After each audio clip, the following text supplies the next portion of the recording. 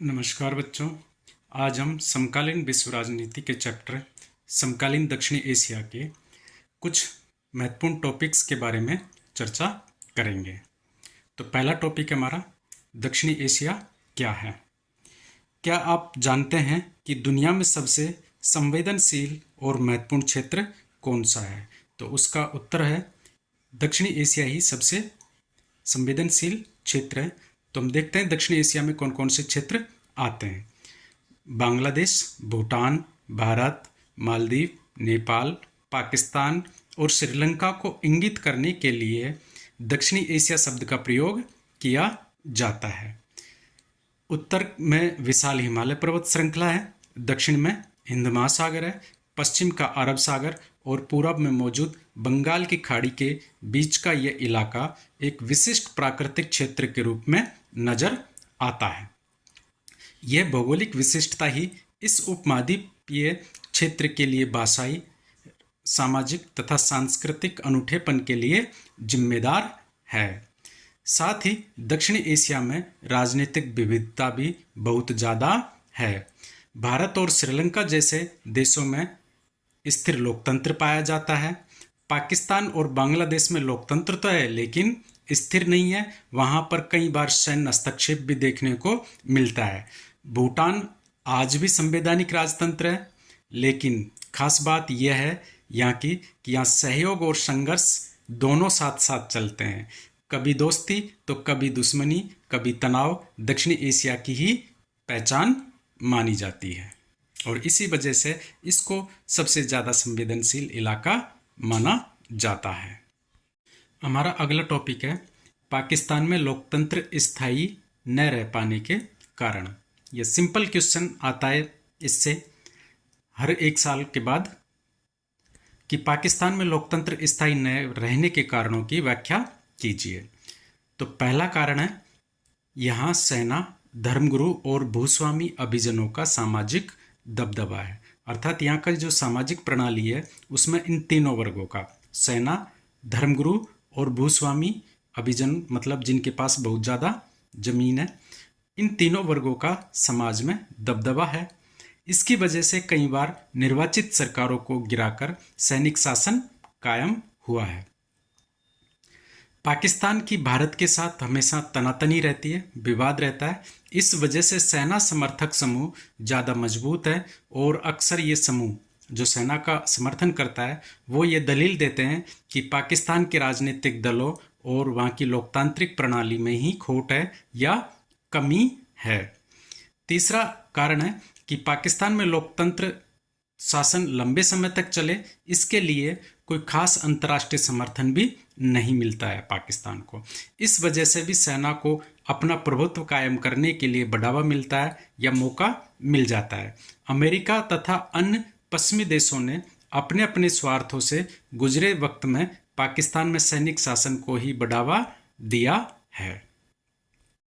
हमारा अगला टॉपिक है श्रीलंका में जातीय संघर्ष और लोकतंत्र। क्या आप ये महसूस कर सकते हैं कि कोई भी देश लोकतांत्रिक होने के बावजूद भी गृह युद्ध में फंस सकता है? जी हाँ, फंस सकता है और उसका सटीक उदाहरण है श्रीलंका। तो हम देखते हैं श्रीलंका में जातीय संघर्ष क्या था। श्रीलंका में लोकतंत्र तो कायम है लेकिन श्रीलंका को एक कठिन चुनौती का भी सामना करना पड़ा और यह चुनौती थी वहाँ के जातीय संघर्ष। श्रीलंका की राजनीति पर बहुसंख्यक सियाली समुदाय के हितों की नुमाइंदगी करने वालों का दबदबा था या उनका वर्चस्व था, सियाली समुदाय के लोगों का। और ये लोग भारत छोड़कर श्रीलंका आबसे तमिल आबादी के खिलाफ थे।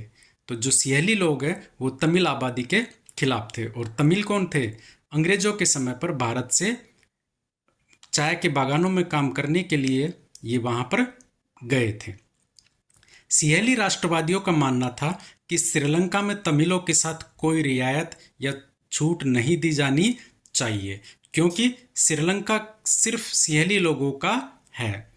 1987 में भारतीय सरकार ने श्रीलंका एवं तमिलों के बीच रिश्ते सामान्य करने के लिए भारतीय सेना को भेजा।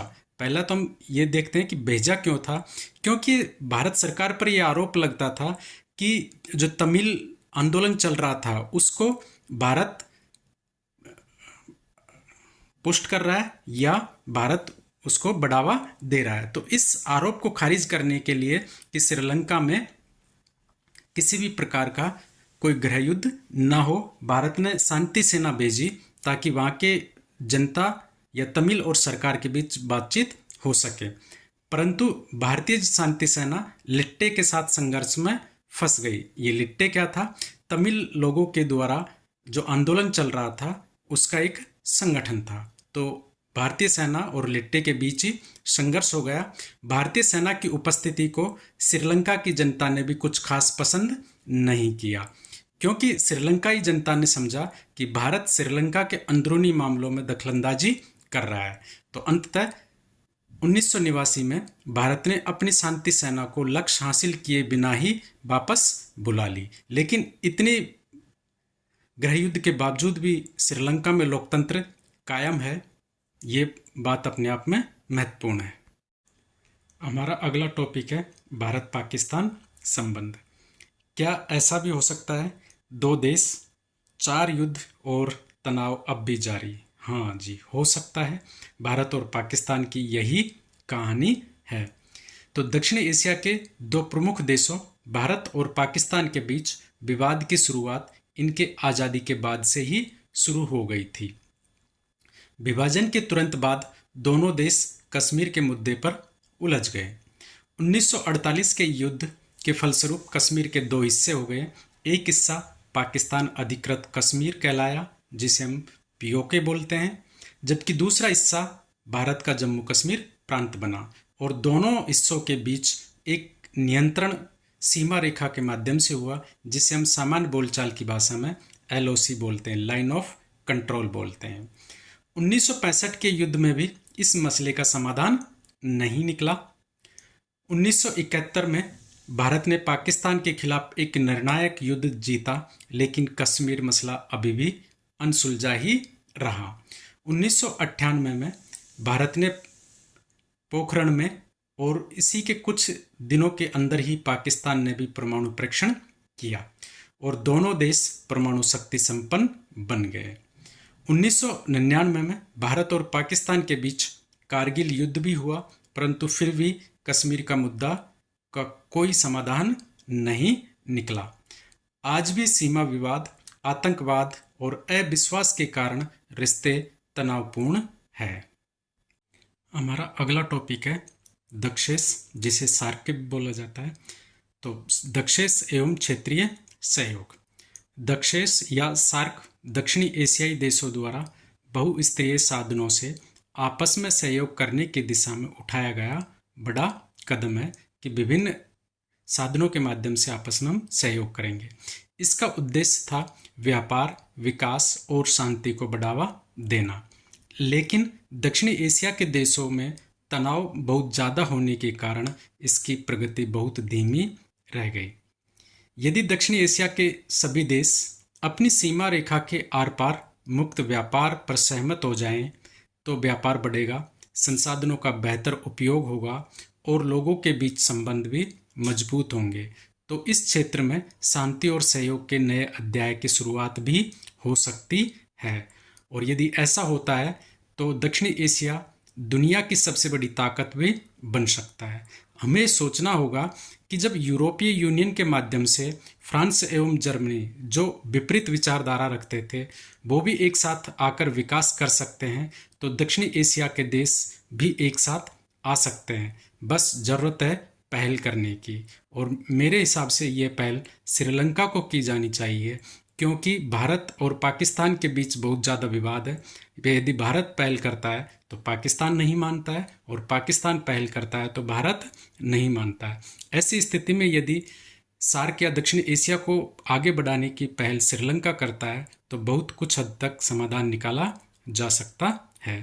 आपको ये वीडियो यदि पसंद आता है तो अपने दोस्तों के साथ शेयर करें, और यदि चैनल को पहली बार देख रहे हैं तो सब्सक्राइब ज़रूर करें।